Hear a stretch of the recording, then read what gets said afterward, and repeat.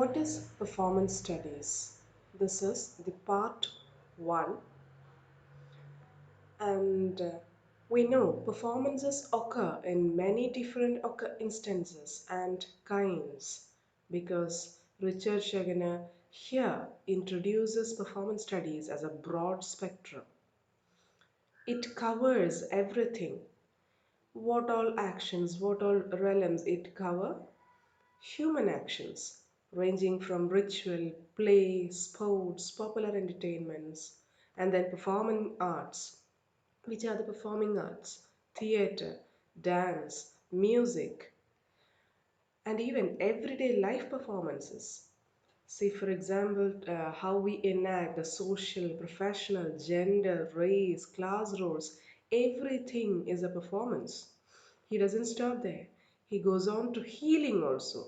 Even if it is shamanism to surgery, that is also performance. And the media and the internet, everything included. Therefore, PS is called. From here on, I would be talking about performance studies as PS. It's an open continuum, it's always in flux. Why? Because there is no finality to it. Theoretically or practically, you cannot confine it. Anything and everything can be studied as performance. Until the previous semesters, you are all taught that what you see on stage is performance.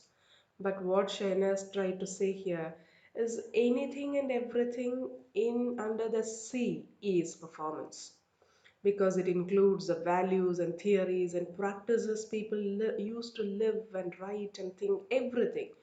Because if you say that this is a very open subject, that doesn't mean it is valueless. No. And the characteristic feature is that performance studies is not organized into a unitary system. It is wide. Now, what makes performance studies special? Actions. As you say, performance is about action. And PS take action in four different ways. Behavior is the object of study of performance studies. How a person behave, that is the object of study. And artistic practice, it's a big part of the performance studies project. There is always this practice and improvisations, the training, it's all part of this project. And field work as participant observation is a much prized method. And it was a method which was adopted from anthropology and it was put to use in performance studies. An anthropologist field worker would be looking at, would be observing others, whereas in performance studies, the participant would be observing even himself and or herself and the people and everything around. Performance studies is actively involved in social practices and advocacies too. There is no ideological neutral stand as far as performance studies is concerned. No, they don't stand alone. And there is no such thing as an unbiased stand. And when it comes to performance, from performance studies we come to performance. Any action that is framed and enacted and presented, highlighted, or displayed is performance. And there is no historically or culturally fixed limit to say what is performance and what not performance. The artifact may be relatively stable. See, for example, a sculpture or a painting. But the performances it creates or takes part, it will change radically. How that painting or the sculpture communicate, interact with the audience, the viewer over time, over geographical boundaries, over temporal boundaries, how it create such dialogues, it always change. Now, performance studies is a discipline in its formative stage. You know that performances had begun right from the beginning of time, probably as agricultural rights and things like that. But performance studies as a discipline is still in its formative stage, and it draws and synthesizes approaches from all these varieties of disciplines. Which are they? Performing arts, social sciences, semiotics, gender studies, psychoanalysis, feminist studies, area studies, history, cultural studies, ethology, media, popular culture. But still, we won't say that this is a sum of all its inclusions. Performance studies is not limited to single modalities. No, it's not a combination of all these disciplines because it synthesizes, it integrates all approaches, still goes beyond all these boundaries as well. So, confounding of categories, which we are familiar with the coming in of avant garde and modern contemporary art, we find that there is no more borders. So this had widened the range of what can count as an art making practice, but it also gave rise to performance art, which is not just theater, and art performance which dematerializes the art object. You're not looking at the art object as a material, rather we approach the condition of performance, what makes the performance, that is our focus. And liveliness is a quality, liveliness is a character of performance studies because the text or the architecture, the visual arts, any other item of art, this is they are not looked at as materials but as interactive players in ongoing relationships.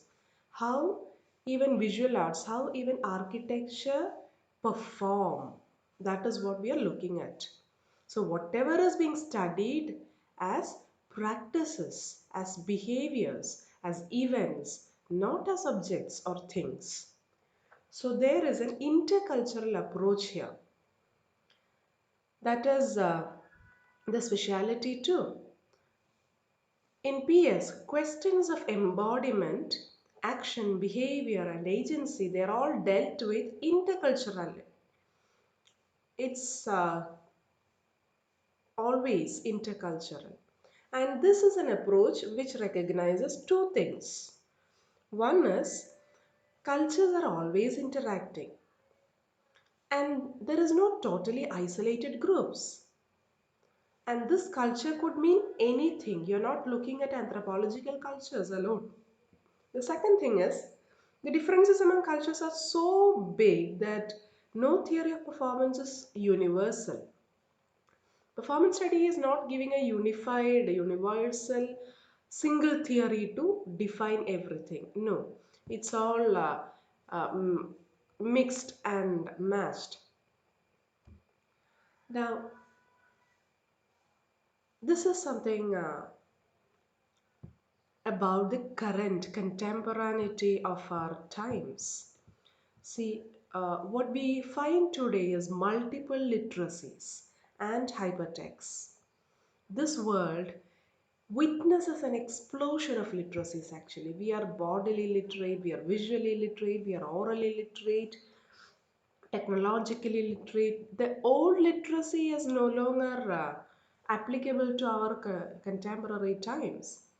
Even in the field of communication, let alone textual communication, that is now no longer part word and part picture. No, it goes beyond that. We have the emojis, we have voice typings, we have translators, we have um, everything. We have virtual keys.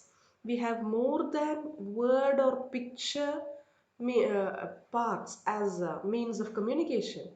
We can even have virtual travels too. So this is a time of multiple literacies, and all these multiple literacies are performative as well. And They are performatives and encounters in the realm of doing or pursuing a thorough line of action. So, to address such an increasingly performative world, performance studies emerge as a response. And hypertext is also the uh, nature of the times. When you open your computer, you are directed from one page to another page. We have everything together. A different kind of freedom of speech is evolving. Interactive e-forms, all of them are highly performing. It encourages the senders and receivers to use their imagination, navigate and interpret the dynamic cloud of possibilities surrounding each message. Sometimes we make the messages cryptic, sometimes we make, trolls. If you look at the trolls, you find that you are combining a lot of elements together and creating a whole different meaning out of it. Okay, and this is a world of high literacy. And how did the academic world respond? In the performance studies as a discipline, there are mainly two branches. One is NYU and the other one is Northwestern universities. NYU is New York. Okay. And New York performance studies, they always talk about the intersections between theater, dance, performance arts, and the social sciences, you know, the schools mainly. Whereas Northwestern University, they root in oral interpretation, communication, speech act theory, ethnography, personal narratives, literature.